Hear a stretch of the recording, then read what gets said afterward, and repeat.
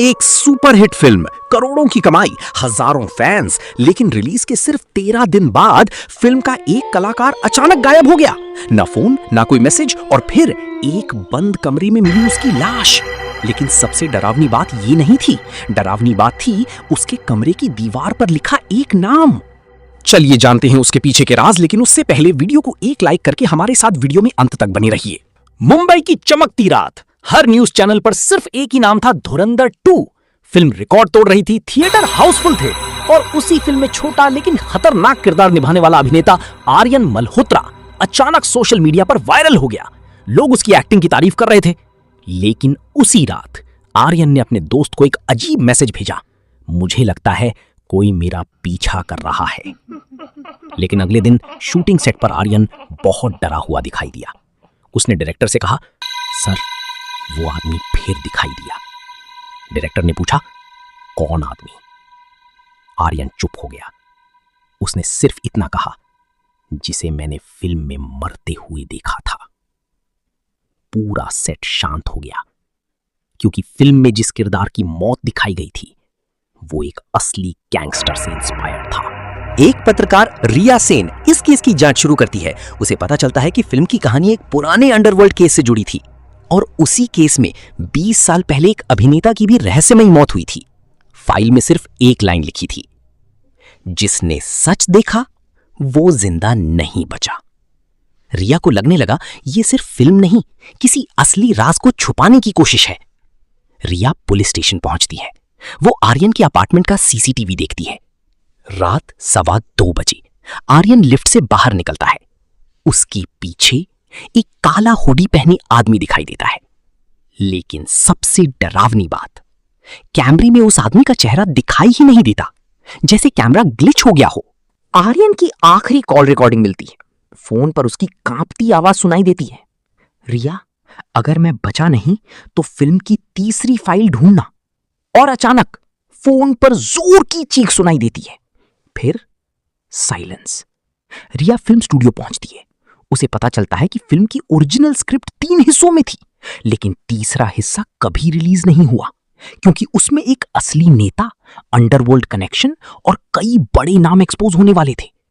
उसी रात स्टूडियो में आग लग जाती है और सारी फाइलें जल जाती हैं, सिवाय एक पेन ड्राइव के। रिया पेन ड्राइव चलाती है। वीडियो में आर्यन दिखाई देता है। उसकी आंखों में डर साफ नजर आ रहा था।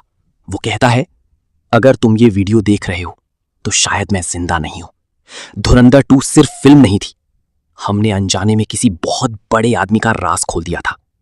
अचानक वीडियो कट हो जाता है। पुलिस रिपोर्ट कहती है सुसाइड, लेकिन रिया को यकीन नहीं होता, क्योंकि कमरे का दरवाजा अंदर से बंद था, लेकिन खिड़की बाहर से टूटी हुई थी और दीवार पर खून से लिखा था। रिया सारी सच्चाई दुनिया के सामने लाने वाली थी, लेकिन उसी रात उसका फोन बंद हो गया। अगली सुबह उसकी कार समुद्र किनारे मिली, खाली, और आज तक रिया का कोई पता नहीं चला। लेकिन कहते हैं, अगर रात 2:15 बजे उस पुराने स्टूडियो के पास जाओ तो किसी की आवाज सुनाई देती है, तीसरी फाइल मत खोलना।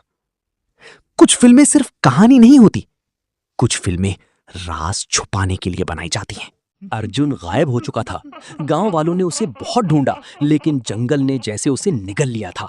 सिर्फ उसका टूटा हुआ कैमरा मिला, और उस कैमरे की आखिरी रिकॉर्डिंग ने पूरे गांव की नींद छीन ली, क्योंकि वीडियो के आखिरी फ्रेम में कुछ सेकंड के लिए अर्जुन दिखाई दिया, लेकिन उसकी आंखें पूरी तरह काली थीं, और वो कैमरे की तरफ देखकर सिर्फ एक बात बोल रहा था, वो अभी भी यहीं है।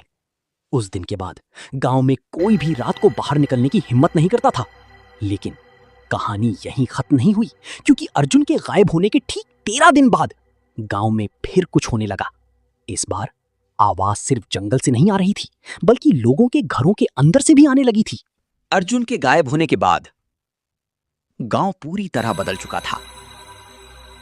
शाम होते ही, पीछे मत देखना, करण डर गया। लेकिन तभी उसे पीछे से अर्जुन की आवाज सुनाई दी। करण, उसका शरीर कांप उठा, क्योंकि वो आवाज बिल्कुल अर्जुन जैसी थी। धीरे धीरे उसने पीछे देखा और उसकी सांस रुक गई। अंधेरे में अर्जुन खड़ा था, लेकिन उसकी आंखें इंसानों जैसी नहीं थीं और उसका मुंह असामान्य रूप से लंबा था। अर्जुन मुस्कुराया और बोला, तू भी आ गया। दीवारों पर अजीब निशान बने थे और वहां दर्जनों पुराने कंकाल पड़े थे। करण की सांसें तेज हो गईं। तभी उसे दीवार पर कुछ लिखा दिखाई दिया।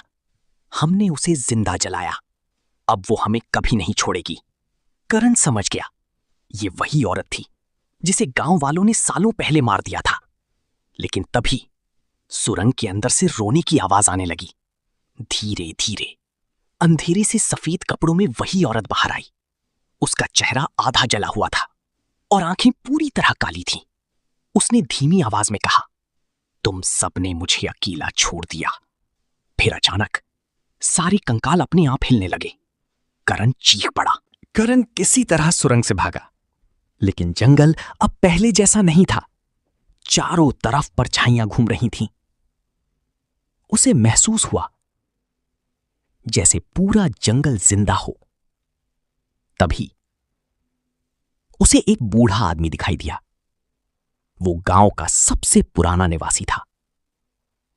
उसने करण को रोकते हुए कहा, श्राप सिर्फ उस औरत का नहीं है। करण हैरान रह गया। बूढ़े ने बताया, सालों पहले गांव वालों ने सिर्फ एक औरत को नहीं मारा था, उन्होंने कई निर्दोष लोगों को अशुभ कहकर जंगल में जला दिया था। और उन सब की आत्माएं अब जंगल में भटक रही थीं।